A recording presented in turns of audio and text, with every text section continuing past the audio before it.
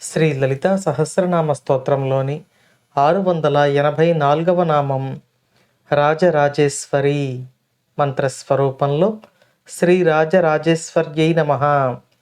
ఈ నామంలో అమ్మవారు మనకు రాజరాజునకు ఈశ్వరిగా దర్శనమిస్తున్నారు. రాజరాజు అంటే సాక్షాత్తు కుబేరుడు అని మనం ఇంతకు ముందు నామాలలో చెప్పుకున్నాం.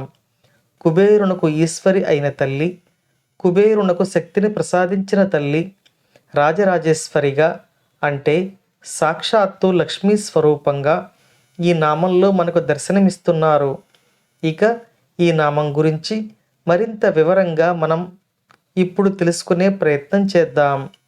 ఈ నామానికి మరో అర్థాన్ని తెలుసుకునే ముందు రాజు అంటే ఎవరో మనం తెలుసుకోవాలి.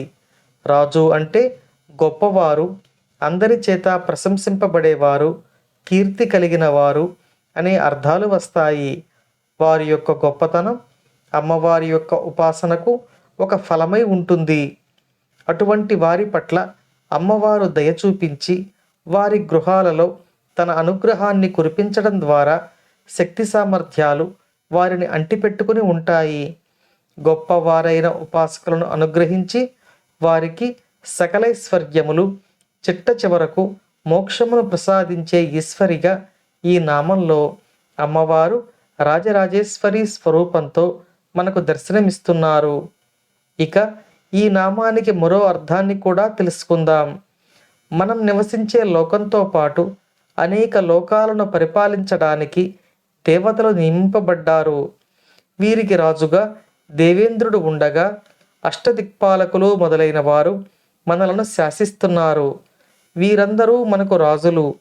ఈ రాజులకు రాజు అయిన తల్లి, ఈ రాజులను నియమించే శక్తి కలిగిన తల్లి రాజరాజేశ్వరి అని ఈ నామంలో శ్రీ లలితా పరమేశ్వరిని వసిన్యాది వాగ్దేవతలు కీర్తిస్తున్నారు.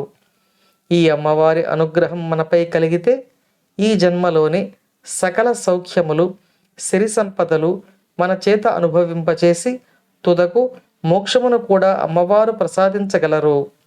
ఈ అమ్మవారి అనుగ్రహం మనపై ఎల్లవేళలా ఉండాలని కోరుకుంటూ ఓం శ్రీమాత్రే నమః.